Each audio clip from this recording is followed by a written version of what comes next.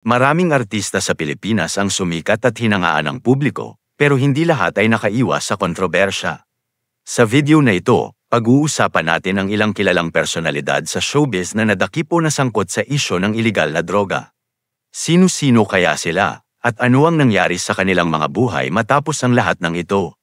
Alamin natin ang buong kwento. Pero bago tayo magsimula, kung bago ka pa lang sa channel na ito, don't forget to like, share, and subscribe. Malaking tulong po yan para patuloy kaming makapaglabas ng mga interesting na videos para sa inyo. Halika, simulan na natin. Unahin natin si Mark Anthony Fernandez, anak ng mga batikang artista na sina Rody Fernandez at Alma Moreno. Noong 2016, nahuli siya sa Pampanga matapos mahulihan ng marijuana sa loob ng kanyang sasakyan. Ayon sa aktor, ginagamit daw niya ito bilang pain reliever. Ilang buwan siyang nakulong. Ngunit kalaunan ay napawalang sala dahil sa kakulangan ng ebidensya. Muling bumalik si Mark sa showbiz at ipinangakong magbabago na. Sumunod naman si CJ Ramos, isang dating child star na sumikat noong 1990s sa programang Ang TV at ilang pelikulang pangkabataan. Kilala siya bilang isa sa mga batang may potensyal noon, ngunit sa paglipas ng panahon, unti-unti siyang nawala sa showbiz. Noong July 2018, muling umingay ang kanyang pangalan, ngunit sa malungkot na dahilan. Nahuli siya sa isang buy-bust operation sa Quezon City dahil umano sa pagbebenta ng shabu. Ayon sa ulat ng Quezon City Police District, matagal na raw siyang minamanmanan bago tuluyang mahuli. Matapos ang pagkakaaresto, aminado si CJ na nalulong siya sa droga dahil sa matinding depresyon at kawalan ng trabaho.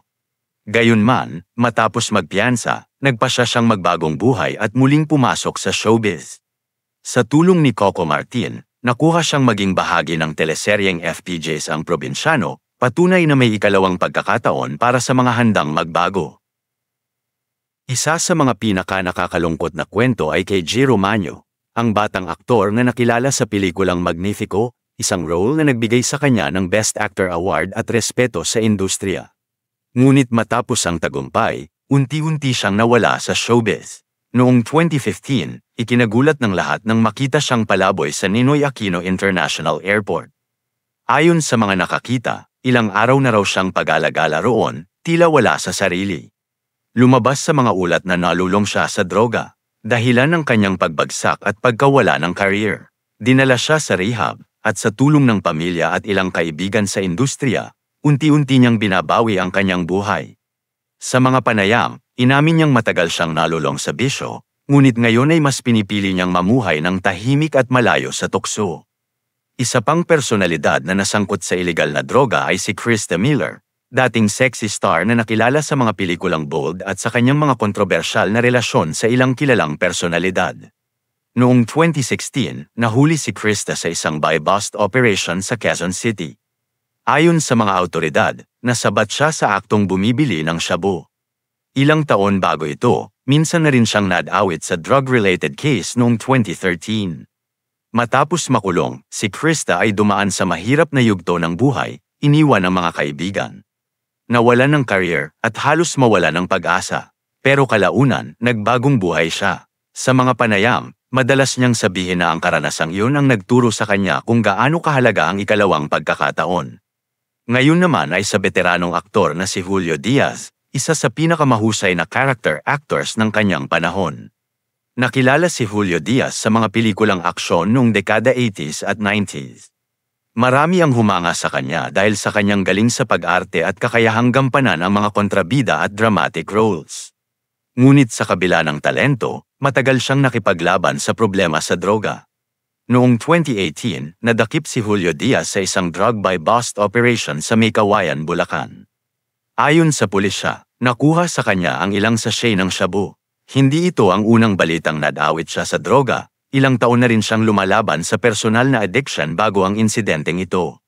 Sinabi niya na, "Ako ay nahuli sa isang bisyo. Sa aking pagkakaintindi, maaaring gumamit ako, pero hindi ito isang bisyo na nilamon ako ng droga," pahayag ni Julio Diaz sa isang radyo. Humingi ng paumanhin ang aktor sa kanyang kasalanan at sinabing natukso lamang siya. Matapos ang pag-aresto, halos bumagsak ng tuluyan ang kanyang career. Nawalan siya ng trabaho, nalugmok sa personal na mga problema, at unti-unting nawala sa limelight. Ngunit habang nasa kulungan at rehabilitasyon, nagsimula siyang magbago. Tinanggap niya ang kanyang mga pagkakamali at nagdesisyon na ayusin ang kanyang buhay. Pagkatapos ng ilang taon, muling binigyan siya ng pagkakataong makabalik sa showbiz sa pamamagitan ng mga indie films at minor roles. Hindi man kasing laki ng dati ang kanyang mga proyekto, pinatunayan niyang posible ang muling pagbangon basta may disiplina at pagsisikap. Ang sunod ay si Kogi Domingo, isa sa pinakabagong heartthrob noong early 2000s. Sumikat siya sa mga teleserye at pelikula, at marami ang naniwalang isa siya sa magiging top leading man ng kanyang henerasyon. Ngunit sa kasagsagan ng kanyang kasikatan, unti-unting nagbago ang takbo ng kanyang buhay. Noong October 2017, nahuli si Kogi Domingo sa isang buy-bust operation sa Parañaque. Kasama niyang naaresto ang kanyang partner at isa pang kasama. Nakumpiska ang ilang pakete ng shabu at drug paraphernalia sa operasyon. Ang insidente ay naging malaking dagok sa kanyang karera. Maraming proyekto ang naudlot, at bigla siyang naging sentro ng kontrobersya. Sa harap ng media, iginiit ni Kogi na nadamay lamang siya at hindi siya tulak, ngunit kailangan pa rin niyang humarap sa kaso bago nakapagpiyansa at pansamantalang nakalaya. Matapos ang kaso, halos tuluyan na siyang nawala sa showbiz. Pinili niyang mamuhay ng tahimik at mag-focus sa kanyang pamilya.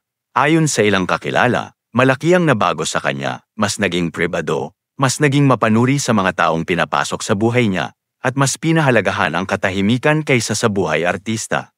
Hindi man siya tulad ng ibang artistang nakabalik muli sa spotlight, naging mahalaga sa kanya ang pag-ayos ng personal na buhay, na siyang naging tunay niyang pagbangon.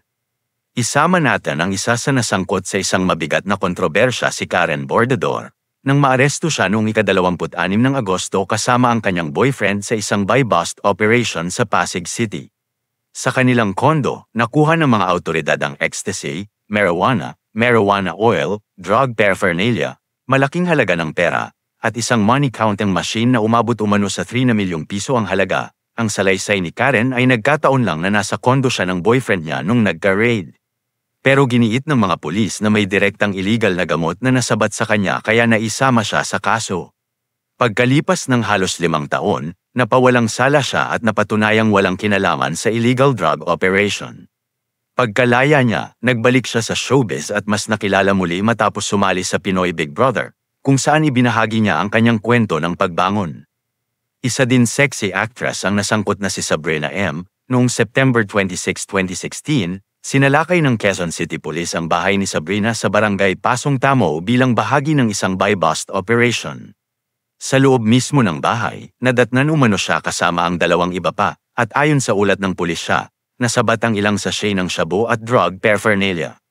Naglabas pa ang mga awtoridad ng surveillance video na nagpapakitang gumagamit siya ng shabu, na naging malaking ebidensya laban sa kanya.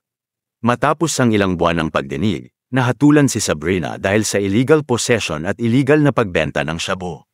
Dahil matagal na siya sa custodial detention, agad din siyang pinalaya sa prinsipyo ng time served. Sa isang panayam, inamin ni Sabrina na nagkamali siya at malaki ang kanyang pagsisisi. Nagbigay pa siya ng mensahe sa iba pang artistang gumagamit ng droga. Habang wala pa sila dito, ayusin na nila ang buhay nila kaysa mahuli pa sila at makulong. Noong October 1, 2022, naaresto si Dominic Rocco, anak ni Bembol Rocco, sa isang buy-bust operation sa Barangay Holy Spirit, Quezon City. Kasama niyang naaresto ang 4 pang individual. Mula sa grupo, nakuha ang tinatayang 15 gramo ng shabu at 10 gramo ng marijuana, pati na timangan at marked money. Ayon sa ama niyang si Bembol, gumagamit si Dominic, ngunit hindi siya sangkot sa pagtutulak. Nahaharap siya sa kasong paglabag sa RA 9165 at mula noon ay pinili na niyang umiwas sa spotlight habang inaayos ang kanyang personal na buhay. Noong 2019 mula July 11 hanggang July 15, nahuli si Angela Zamora sa isang buy-bust operation sa Bacoor City, Cavite. Kasama rin sa naaresto ang kanyang live-in partner at ilang iba pang sospek. Sa presinto, nasamsam ang mga sachet ng shabu na tinatayang may bigat na 10.08 grams at may halagang humigit kumulang 68,000 pesos. Ayon sa ulat ng pulisya, nakulong si Angela at nahaharap sa mga kasong paglabag sa Comprehensive Dangerous Drugs Act of 2002 RA 9165. Ang pagkakaaresto ay nagdulot ng matinding batikos at kontrobersya, isang matinding pagbagsak para sa dating teen star. Mula noon, hindi na naging aktibo si Angela sa showbiz at hindi rin naging prominenteng comeback ang lumabas na mga ulat tungkol sa kanya.